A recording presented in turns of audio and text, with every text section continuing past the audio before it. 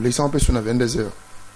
Je suis Afrique, première émission socio-politique au cœur de l'Afrique. Je suis Afrique. Papa Afrique. Bino bato bafunda kabatu. Papa Afrique. Bino bato bafunda kabatu. Papa Afrique. Ba unité na bino. Ba mega na bino. Quand on funda kabatu kaka. Kolonga na kofunda bino.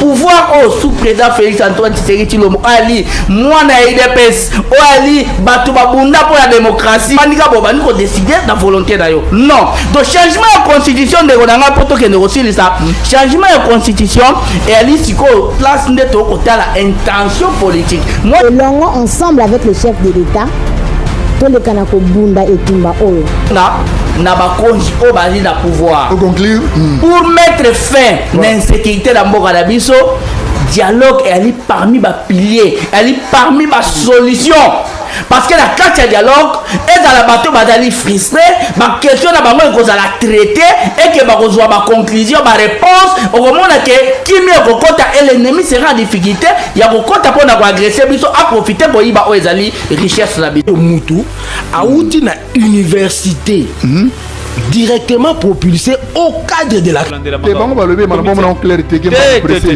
et logo lobaki je suis Afrique et ali vraiment révélation. Oui, malam mon émission Mkolelo, je suis Afrique une émission oui c'est une actualité malam ya mboka na biso Congo RDCP et Mokili Bimba. Merci beaucoup na peuple congolais tout.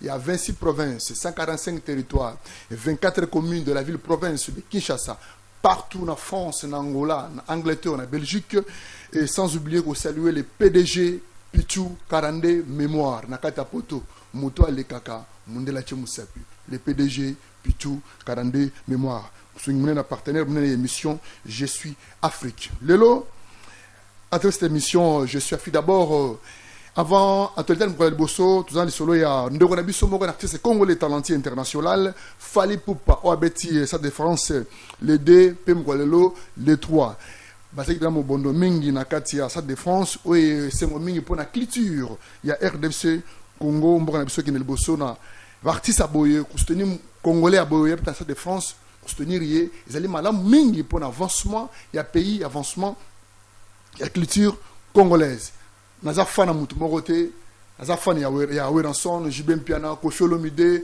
Fally Ipupa Feregola Héritier Watanabe Fabregas tout le monde soutenir bango pour la culture na biso et que ne bosso d'abord na sengi régie pour un concert oya Stade de France ya mwana mboka Fally Ipupa Aigle.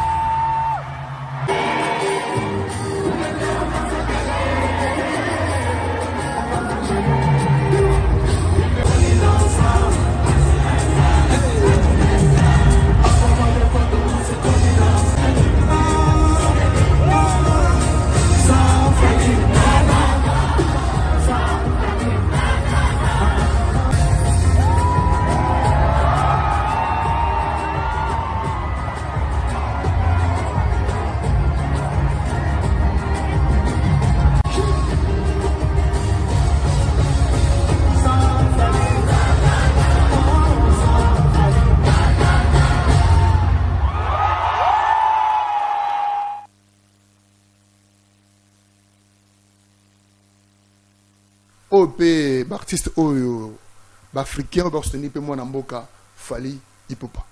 Régissons.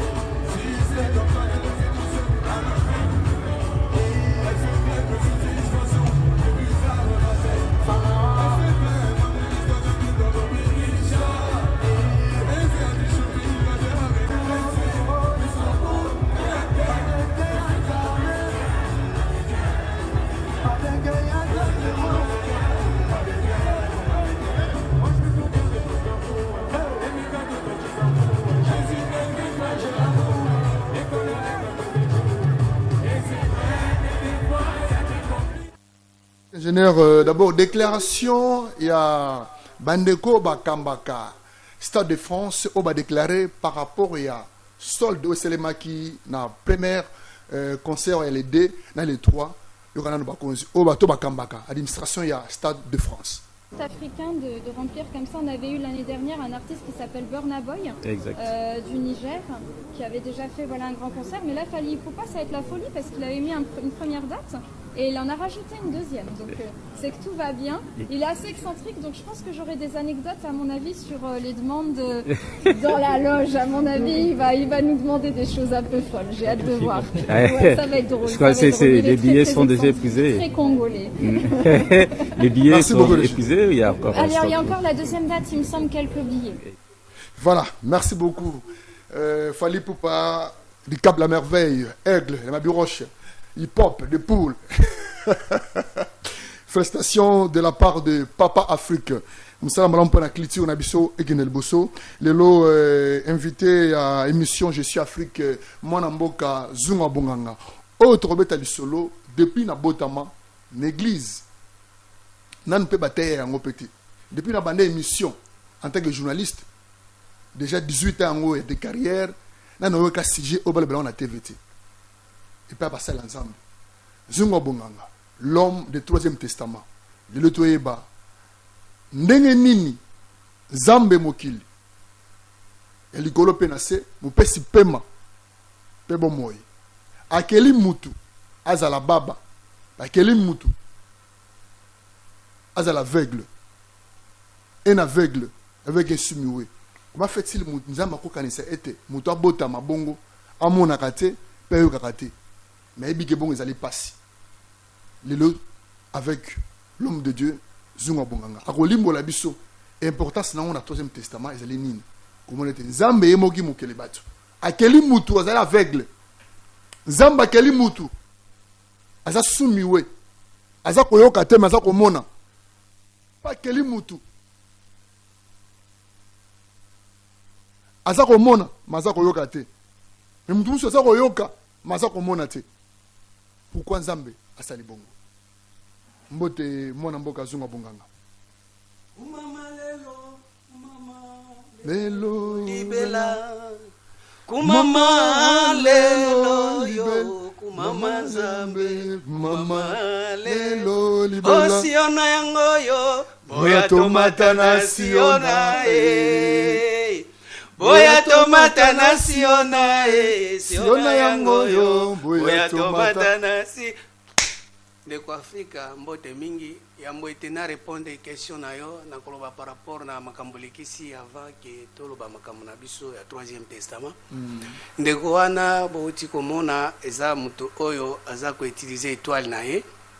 Parce que na minute yo tozoloba bana Nzambe ebele bazwa komiyeba te et puis ebele tellement bamiyebi te nde bazokota na bakisi na banganga po ete base découvrir, mais or Nzambe ayebi ke mutu na mutu aza na étoile na ye. Voilà. Ngai na koloba par rapport na ndeko wana ke tango nanu nga na yebaki ye na ebandeli. Attends, imaginez pardon. Tango na yebaki ye na ebandeli, na yebaki ye tango musicien oyo Koffi Olomide azali ko sensibiliser bango pona ko sala triage. Voilà. Na Oshwe tango bazali ko sala njembo ya njombolo ngamoko na kati na yebaki ke premier jour ka recensement ba ozwaye parce que talent na yemonaki déjà na ebandeli ntango batie bango babanda kobina bapona baoyo bakozwa bango na orchestre nayebaki déjà ke oyo akozala parmi bo bakochoisir et puis vie na ye ndenge ezwa koaméliorer eza par rapport na talent oyo aza nango soki abakisi eloko mosusu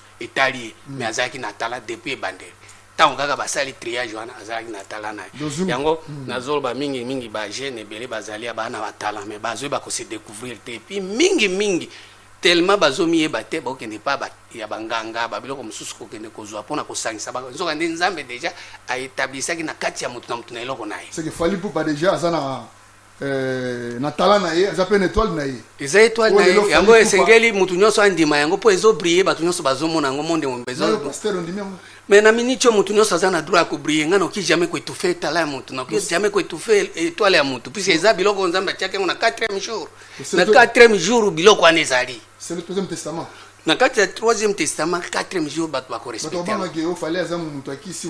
quel que soit à mélanger mais aza nango tellement tantôt bato ebele baza nango bayebi yango te nde bazomélange yaye eza étoile na ye ezobrille il faut ebrille kaka makasi parce que depuis ebandeli ntango wana nano asimbi nano kisi te mpo ntango basalaki choix na bango bazobi na njombolo na oshwe azalaki na kisi te bon na minute oyo soki ebrille eza normal aza congolais comme si bajoueur mpe baza ebele mpo baza na batalent na bango soki bamiyebi bakosala tu bakoma merci beaucoup Zuma Bunganga félicité Fally Ipupa abi eza étoile na ye donc eza ngonga na ye donc yango ozomona ke azokokende mingi liboso mingi mwana mboka ozonga na sija mokwalelo likambo etali ke comment fait-il ke nzambe ayebi ke soki moto abotami aza komona te eza malamu ta vivre na mokili et soki moto abotami eza koyoka te eza mpe malamu te vivre mokili mais nzambe alingi ete moto abotama azala sumiwe nzambe alingi ete moto abotama azala aveugle pourquoi nzambe azwa lokumu motuna na ye ezali motuna moko nayebi te soki bato baza na kati ya mboka oyo to bakongolais bachrétien bamitunaka yango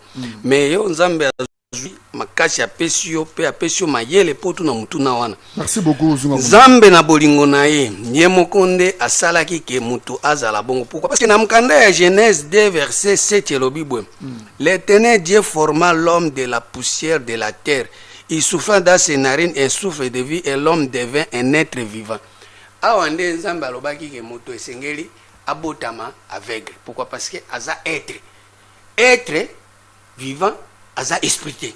So tango moto abotami nzambe atie souffle na kati na abimi être aza déjà moto oyo aza jamais na misu. Po ba être ba mona kate. Yango moni siko lelo bato ebele baza ba être bazo mona te ti lelo. Ba être.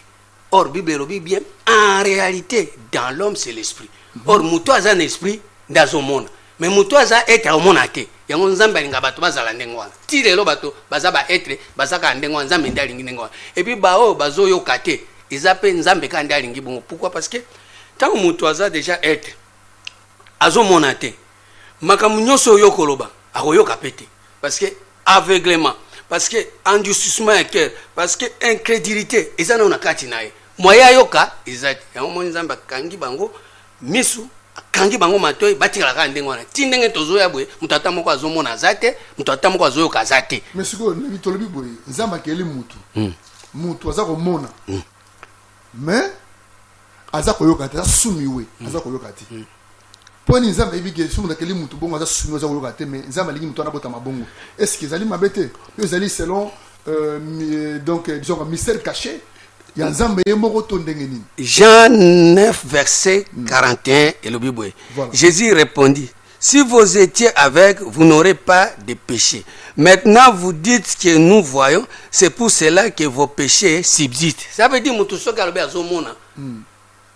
ça veut dire azamusumuki. Or tango azomona azamusumuki, azomona makamboyo ye azomona menzamba yebi angote. Parce que azomona makambo nzamba alingi yango pete. Mais nzamba zana misu nae po muto amone force en intelligence. So misu intelligence nzamba tia kopesa bango te. Nzamba pesi bango misu ba mona ba biloko ba être.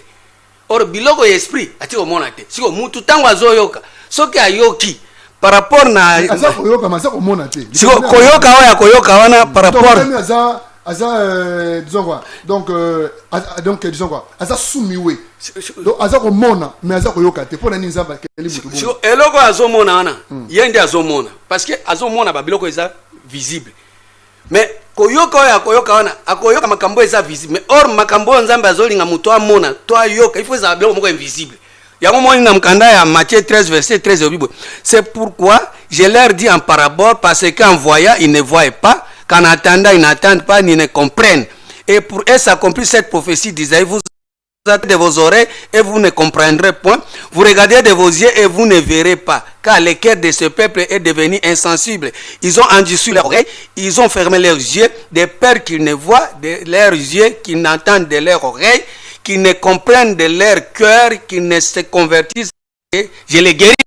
Zambe nde alingi bongo alingi ndengo po azolobela bango na masese. Donc Zambe alinga donc nizo komuta kela mabongo. Bongo po alobaka na masese batika la ka ndengo po baza ba etre. Baza ka ndengo wana. Pe mata soki bazomona biloko bazomona par rapport na ba etre. Mais par rapport na esi bomona eloko te. Ti lelo ba etre nde bazomona. Zambe bete ki somuta botani bongo za sumiwe giza pasi pona ekata motile. Eza pasi ba bongo te anyokola mutuka ba bota mabongo sumiwe. Eza pasi te parce que bazobota na kati ya itumbu. Bazokota na kati ya punition. Bazobota ma déjà nzamba sa tie malédiction na mokili. Parce que nzamba sa maudit déjà mabele et sengeli babota maka ndengo wana. Ça veut dire muto abota mi sumiwe, ça veut dire za déjà na itumbu. Azana kati ya malédiction. Si que malédiction na sio uti na famille o ya botami to e uti na racine ya bota neto ndengeni. Malédiction ezali par rapport à uti na mabele. Ne fallait pas uta na mabele. Mutu nzamba utaka na mabele te. Mais nzamba keli mutu atrape mabele non? Mutu ali boso nzamba sala ya sala na mabele te. Na Genèse 1 verset 26 nzamba alobi boye. Mutu ali boso yo 1 26. Puis Dieu dit, faisons l'homme à notre image selon notre ressemblance qui domine sur les poissons de la mer, sur les oiseaux du ciel, sur les bétails, sur toutes les reptiles qui rampent sur la terre. Dieu créa l'homme à son image, il créa l'image de Dieu, il créa l'homme et la femme. Atika ko utiliser ma belete. A créé mutu na image na ye. A créé na image ya bonzambe. Tango nzambe azokela na atika ko sala la mabelete. Mais na Genèse 17 asali mutu na ndenge ya mabele. Siko ndenge ya sali na mabele, il faut azala kaka aveugle, il faut azala sou. Siko bato ya nzambe wana ko bota mo eza bato babota na maternité te na maman Marie Françoise non. Eza ba ko bota ma nzambe.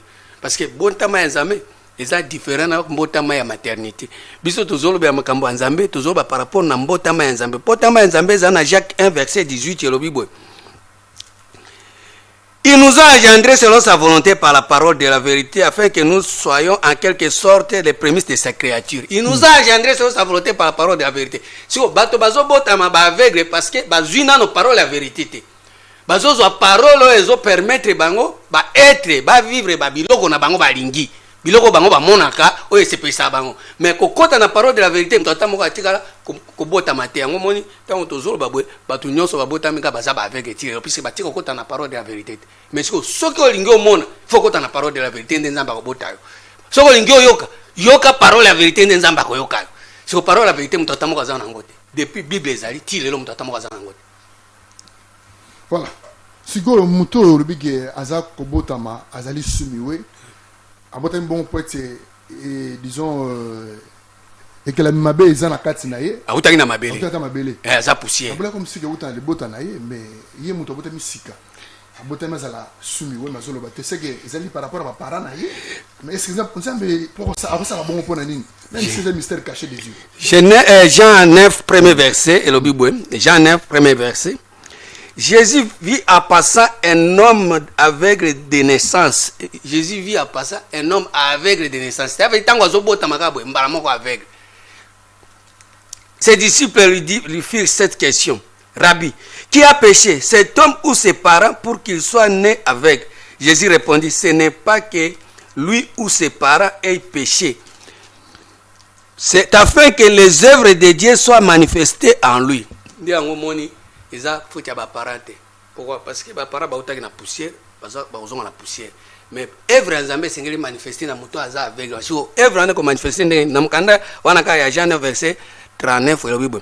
Puis Jésus dit, je suis venu dans ce monde pour un jugement, pour que ceux qui ne voient pas voient et ceux qui voient deviennent aveugles.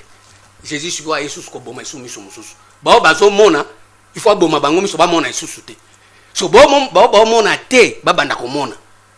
Volonté volonté sko jugement nzambe bandi ko yesko na makambo wana. Bon na minute yo bazo mona makambo yo nzambe ayebite. so bao bazomona te isengeli bamona babanda komona makambo nzambe ayebi yango moni ndenge eza boye jugement wana ezosalema na venu ya Jésus pour volonté ya nzambe ekokisana baaveugle po baaveugle ti lelo bazomona te il faut babanda komona so po bamona esengeli bakutana na Jésus moto afungola bato miso po aveugle wana amona po akutana na Jésus o afungola bato miso po eza Jésus mosusu akanga bato miso. Bon, siko aveugle lobby, donc d'abord au tasto sumoni aveugle ou azali aveugle. Mais aza aveugle, mais aza koyoka. Nyonso to koloba. Aveugle aza koyoka. Siko ne sali bongo ke nzambe yemoko mokili bato. Yemuto akela bato. Yemuto sala nyonso na mokili parce que Satan n'a rien créé, mais Satan a fait l'imitation. Satan n'a rien créé. Tout c'est Dieu qui a créé. Satan c'est l'imitation. Mais nzambe aboti nzambe akeli mutu. Nzambe tango akeli mutu mutu na botami ete mais aza aveugle aza koloba aza ko répondre yo aza pe koyoka mais aza komona te sikoyo problème ezani tango akoyoka wana yoka makambo ayoka kayango na Genèse 3 verset 3 mais quand au fruit de l'arbre qui est au milieu du jardin Dieu a dit vous ne mangerez pas et vous ne toucherez pas. Omoni makambo ayoka kaya. Pourquoi nzamba keli mutu azala aveugle mais aza koyoka aza koloba maza komona te. So po mezanini. Tango azoyoka wana makambo azoyoka ezayo nyoka azoloba. Ya yoka makambo oyo nyoka azoloba. Mais o nzamba azoloba koyoka ngo te. C'est-à-dire nyoka soki azosola naye akoyoka. Puisque mungongo ya nyoka ayoka kango. Mais misu on ko bete nzamba keli mutu azala aveugle. Ayokaka alobaka me peur comme ya nini ya nyoka po nyoka nde azo précipiter sikoyo akanga bango miso ya bonzambe afungola bango miso ya bomoto po bazala ba être o balingi biloko balingi makambo komonana balingi makambo ya foi te or komona ya nzambe ezali par rapport na foi mais bato balingi komona ya nzambe ezala par rapport na convoitise par rapport na apparence. So vie apparence nde nyoka alingi yango mingi na batu na ye o bazomona biloko wana tango akoyoka ya zoyoka nzambe te abando yoka ka makambo oyo azomona par rapport na apparence. So vie wana nde eza nzambe nde alingi bongo parce que tokolo baite soki mutu abota mazali aveugle aza koyoka azoka Satan aza pe koloba mais c'est mutu aza kutana na disons semence ya serpent donner malédiction Nicolas oui malédiction ça ça veut dire batu babota maza ba aveugle za malédiction eza malédiction aveuglement nazo beza aveuglement c'est le bon que mutu abota azali disons azali aveugle aza koloba mais aza koyoka maza komona te eza malédiction problème ezali wana na bonzambe mkanda ya 2 Corinthiens 4 verset 3 et le Bible. 2 Corinthiens 4 3 et le Bible. Si notre évangile est encore voilé, il est voilé pour ceux qui périssent, pour les incrédules dont les dieux de ces siècles a aveuglé leur intelligence. A aveuglé quoi? Leur intelligence. Oui.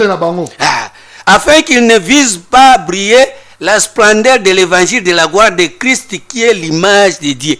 Au moins, intelligence. So intelligence na ba moye ba yoka Christi ezate mais ponyoka soki alobi mbala moko ba yokie mais komona boy bazomona te makambo nyoka azoloba na bakomona ngo epa bonzambe te mais ba mpe basambela kati ke nzambe pourquoi bandeko na biso ya libota baza komona baza kotala baza koloba mais ngai kobotinga bona za la na botami na la aveugle naza koloba naza koyoka naza komona te muso alobi o nzambe ngai opesinga miso komona naza koyoka te naza sumiwe pona nini. Bon na mkanda ya 2 Corinthiens 11 verset 13 ces hommes là sont des faux prophètes. Tango bazomona makambo bazomona na eza ba faux prophéties. Ces hommes là sont des faux prophètes. Ce sont des faux apôtres, des ouvriers trompeurs déguisés en apôtres de Christ. Que na muto so komona te. Tango azomona te azoka nyoka mais Christ akoyoka ete akoyoka Christ po bible la foi vient de ce qu'on attend. Ce qu'on attend vient de la parole de Christ. Moi bayoka Christ ezate anga na zolo ba aveugle na muto alobaka te eza par rapport na nzambe eza par rapport na poso te po oya poso ezali par rapport na nature mais oyo ya nzambe nde nazoloba bato ya nzambe baza ba aveugle baza ba faux apôtre parce que baza ko se déguiser en ange et lumière or makambo bazoloba na Christ aza na kati te pour le véritable muto ayokaka nde Christ et c'est Christ pour soko moni Christ oyoki Christ nde nzambe azosepela na yo yango moni mukanda ya proverbe 22 elobi boye na minute oyo nakolinga mingi ba jeune bo simba Bible bo banda ko vérifier proverbe 22 verset 12 elobi boye les yeux de l'Éternel regardent la science miso éternel etalaka nini science et ça etalaka bato te yo pe soko za mwana nzambe soki miso na ezomona il faut mona science or Christ nde science ya nzambe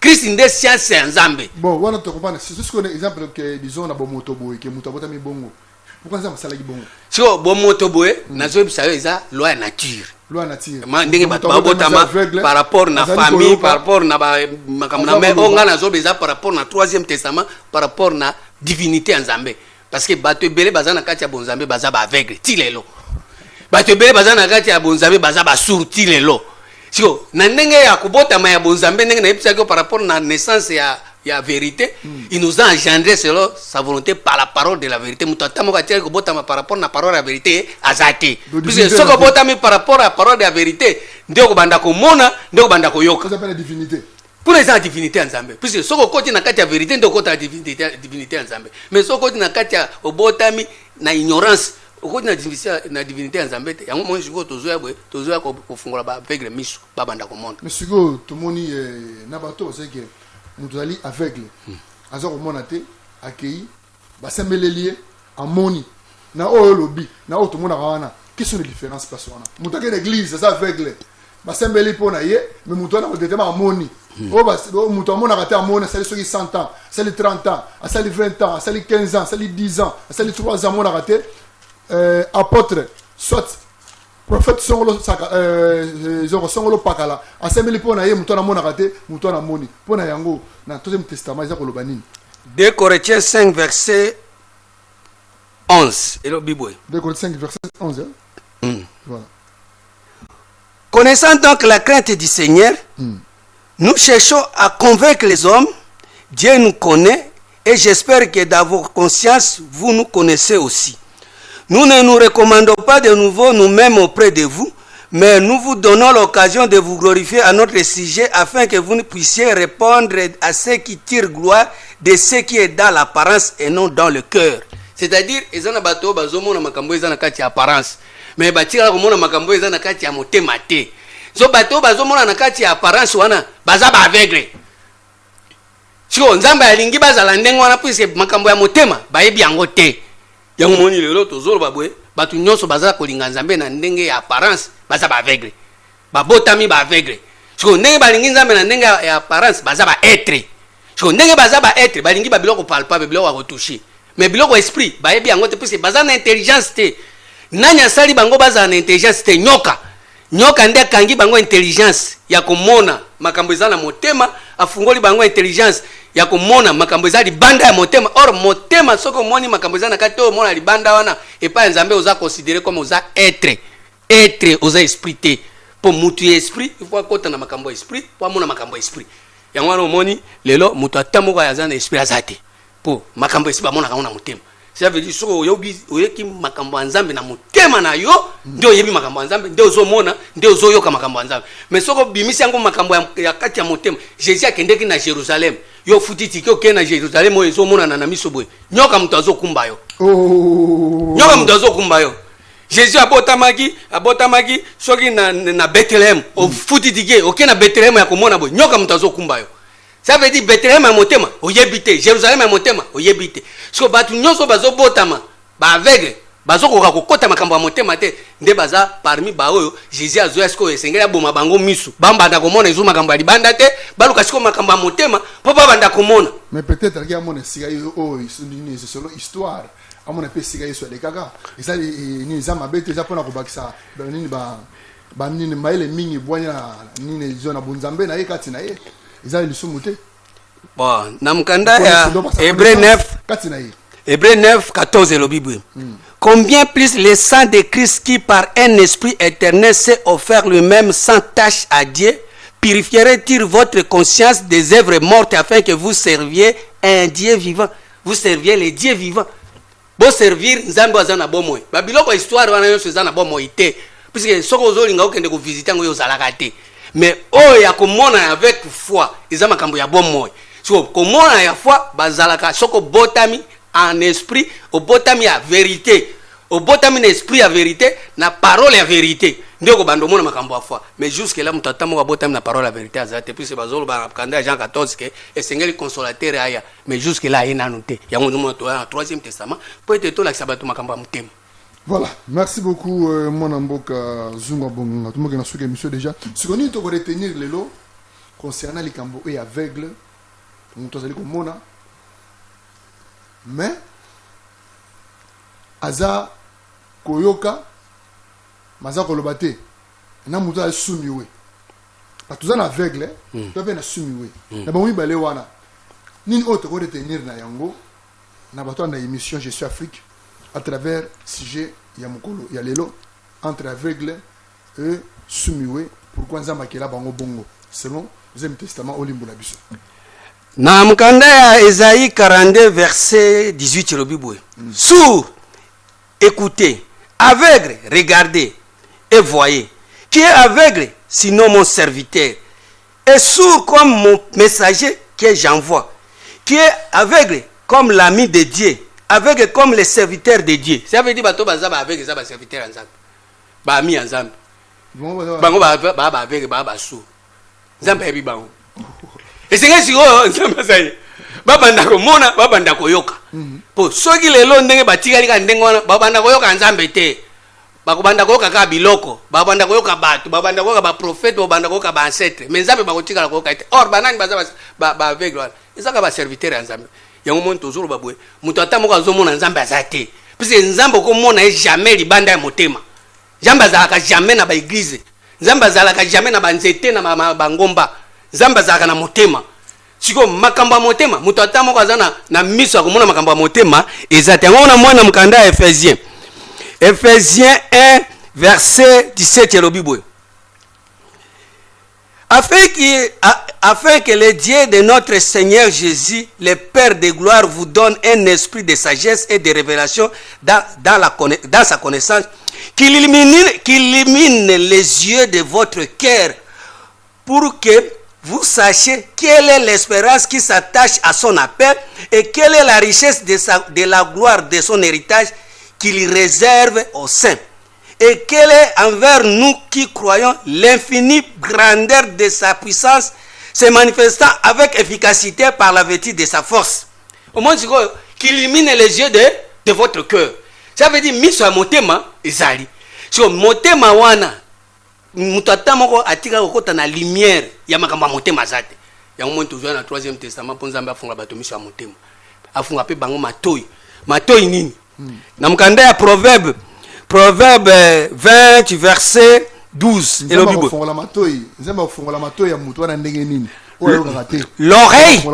L'oreille qui entend et l'œil qui voit, c'est l'Éternel qui les a fait l'un et l'autre. Proverbe 20 verset 12. L'œil qui attend et l'oreille qui voit, c'est l'Éternel qui l'a fait l'un et l'autre. Et c'est surtout que au botami na miso bozo mona non non. Et c'est que au botami na mato bozoka. Non non. Et c'est mato ina na miso non nzambe nda sala. Puisque jusque là, muto atamoko nzambe atira osala le mato ya zate, muto atamoko nzambe atira opese ko sala miso azate. Yango mo na mukanda ya Matthieu 6. Matthieu 6 verset 22. Et le Bible. L'œil est la lampe du corps. Si ton œil est à bon état, tout ton corps sera éclairé. Mais si ton œil est en mauvais état, tout ton corps sera dans les ténèbres. Si donc la lumière qui est en toi est ténèbre, combien seront grandes ces ténèbres? Ça veut dire bateau bazana mis sous terre, ça veut dire bazana lumière te. Bazo ça l'éclairer te.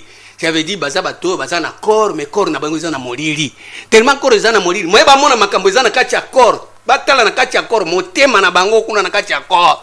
Ba mona lumière exacte. Yango moni lelo batu nyonso bazo tambola bazaba to bazo tambola na ténèbres. Pourquoi? Parce que corps na bango lumière misu na bango eza lumière ezokoka ko éclairer makambo motema te, mais ezo éclairer bango makambo libanda. Yango moni lelo mutu nyonso azo sambela nzambe azomona makambo ya nzambe te mais azomona makambo ya apparence azomona makambo ya bato ya omoi na mkanda ya 2 Corinthiens 4 verset 6 et le Bible.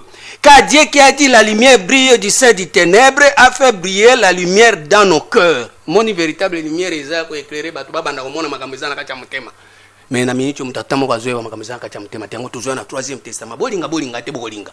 Parce que na minute so to éclairer makambo ya motema, mutu akotelemela ngo azate. Parce que motema ya mutu eza sanduku. Motema ya mutu. Moni motema ndenge za wana. Nzamba obi na Proverbe 4 verset 23. Garde ton cœur plus que toute autre chose. Mais bino bobate aka mbongo. Na ba diamant bobate libani. Mais bobate la motema te. Mkanda Proverbe 4 verset 23 lo Bible. Garde ton cœur plus que toute autre chose, car de lui viennent les sources de la vie. Moi motema. Eza na source ya vie. Mais au lieu ko mona makambo za na kati ya motema ba être ba ngomona makambo ya motema te. Benga omona ka chipe ya bana basi ya mukuse, benga omona basi ya pembe, benga omona ba voyage, bomona mbongo, mais ko battre la motema po ba mona makambo ya motema. Ezate ya omuntu zo na 3e testament, po to fungola bato motema, to éclairer na kati ya motema. Bolinga te 3e testament ko éclairer motema. Puisque na minute soko boy ba éclairer motema na yo za sanduku, to ko tika yo, Bible lo bien na mkanda ya Matthieu 5 verset 29 et le Bible. Si ton œil droite est pour toi une occasion de chute, arrache-le et jette-le loin de toi, car il est avantageux pour toi qu'un seul de tes membres périsse, que ton corps entier ne soit pas jeté dans la gêne. Ce qui missionnaire missionnaire est à occasion de chute. Missionnaire est à occasion de chute. Katengo, picolengo. Merci beaucoup. Yango moni lelo, ba miso ezomona wana. Merci beaucoup. Il faut balongolango. L'importance de l'émission, je suis Afrique et nous sommes à la fin de l'émission. Mercredi, soit j'ai des oya, la si j'ai zali toko le balikamo ou ezali étoile. Quelle est l'importance de l'étoile dans le 4e testament? Étoile quand marandenge nini? Étoile font marandenge nini? Zongo mo olimbo la biso. C'est inspiration to yi. Te préparer à guider. Si j'ai une émission, tu as une émission, tu peux faire tel. Je vais vous donner une émission. Je vais vous donner par rapport à ce que je vais vous Afrique. Vous avez une 30 secondes. Awa nzambe azo recommandé na batu nyonso balingaka ye alobi boye. Na mkanda ya Matthieu 18 verset 8. Si ta main et ton pied est pour toi une occasion de chute, coupe-les et jette-les loin de toi. Mieux vaut pour toi entrer dans la vie boitée ou marchant que d'avoir 2 pieds ou 2 mains et d'être jeté dans le feu éternel. Ce qui bazo ba bien, so loboko na ona makolo na yo. Awe za ba parti accord ba misu matoi, ce qui ezoti na yo. Boaka yango na nepo bi. Si ton est pour toi une occasion de chute, arrache-le et jette-le loin de toi. Mieux vaut pour toi entrer dans la vie n'ayant qu'un seul œil que d'avoir 2 yeux et d'être jeté dans le feu de la gêne. Merci beaucoup. Miso ndenge zabwe ezotinda ona masumu bwaka yango longola yango pikola yango voilà. Miso oyo eza miso ya nzoto merci beaucoup. Eza miso ya molimo tozela yango na 3e prochain zoya to sato be na mona mosingo bonga to likambo etali étoile na yo. Comment tu fais bon pour nani? À travers le 3e testament zunga munganga akolimbo la biso likambo étoile quand moi ne sais bimi. Merci Nakotia. Merci beaucoup à Madame Agnès Ambambo, bébé Prince Garnier, Titina Ambambo, Papa Ambambo, Monsieur Jean-Robert Ambambo, les grands journalistes. Il y a ACP et sans oublier de saluer le PDG Pichou Karane Mémoire Nakatapoto et le PDG Junior Malaïssa. Ce n'est pas parce qu'il a l'argent, mais c'est parce qu'il aime les gens. C'est de la part de Papa Afrique, toujours en forme. Aigle. Sans oublier de saluer la régie. Mon amboka ingénieur Gracia, merci nous sommes à la fin de l'émission et sans oublier Fali Poupa du Cap la Merveille. Félicitations na Consterwana sa défense. Verset Asuka. Rapidement. Proverbe 18 verset 15. Un cœur intelligent éclaire la science. L'oreille des sages cherche la science. Mato ya malamu yoka la science. Merci beaucoup. Nous sommes à la fin de l'émission. Fali Poupa du Cap la Merveille. Si on a un goyo.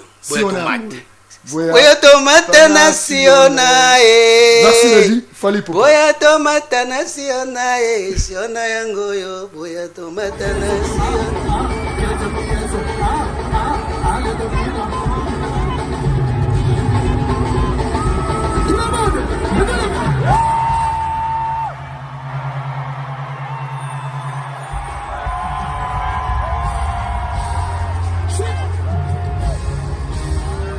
que ça va?